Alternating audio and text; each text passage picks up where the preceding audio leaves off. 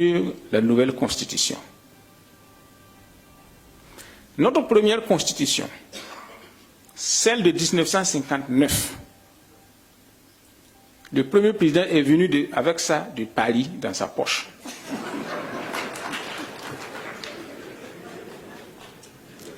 Oui.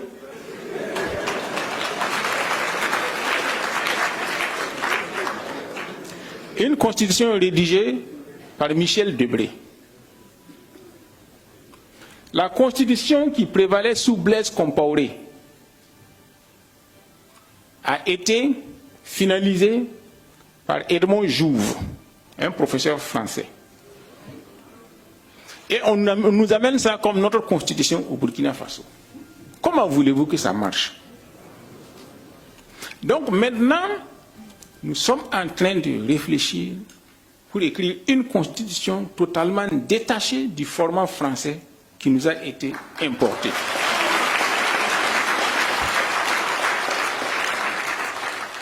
Nous allons lancer de grands débats.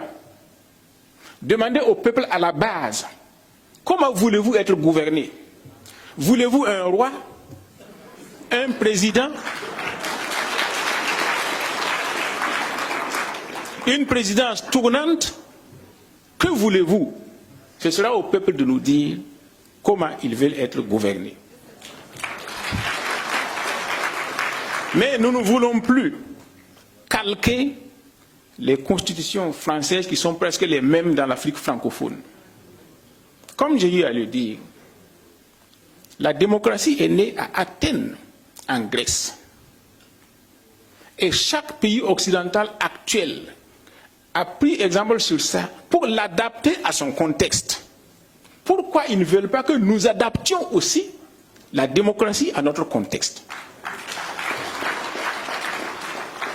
Si notre peuple dit « nous voulons être gouvernés par un militaire », pourquoi nous allons le refuser?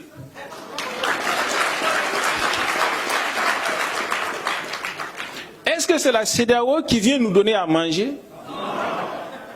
Est-ce que c'est la CEDEAO qui paye nos militaires? Et pourquoi elle doit avoir son œil sur la façon dont nous devons nous gouverner? Comme j'ai eu à le dire, depuis 2012 que nous sommes confrontés au terrorisme, quelle a été la contribution de la CEDEAO dans chacun de nos pays? Pourquoi elle veut maintenant venir nous dire comment nous devons nous comporter? C'est une question de simple logique.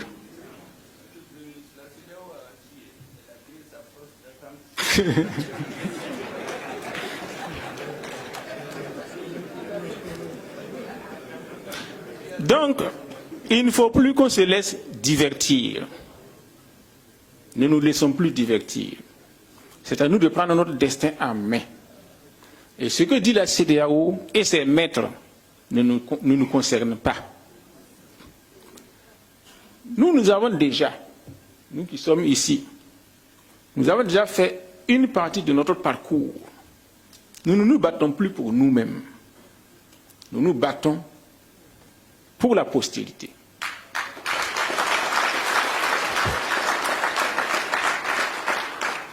Et comme j'ai rappelé ce matin, quand le général Tchiani est venu au pouvoir, nous ne le connaissions pas. Donc on ne savait pas vers où il devait aller, où il pouvait aller. Mais il a dit une chose qui m'a marqué. Je ne peux pas répéter mot à mot. Il a dit, moi je suis déjà assez âgé. Ma vie ne m'intéresse plus.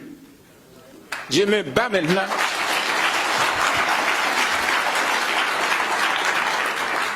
Je me bats maintenant pour mon pays. Ça, je me suis dit, voilà un homme. Ce que je voudrais vous dire, ne perdons pas de vue quelque chose. J'ai eu à dire que il y a la main de Dieu dans ce qui se passe. C'est pour vous rappeler que tôt ou tard, nous allons repartir vers Dieu. Chacun de nous va mourir.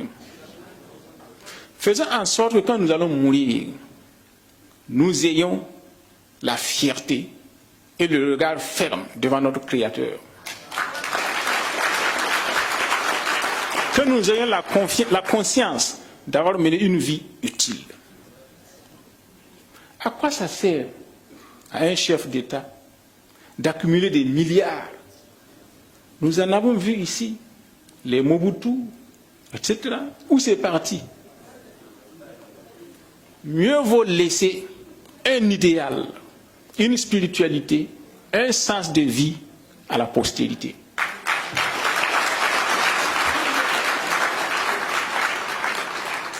Notre président Thomas Sankara a été sauvagement assassiné. Il n'a rien laissé. Il n'a rien laissé. Ah, ok. Ouais.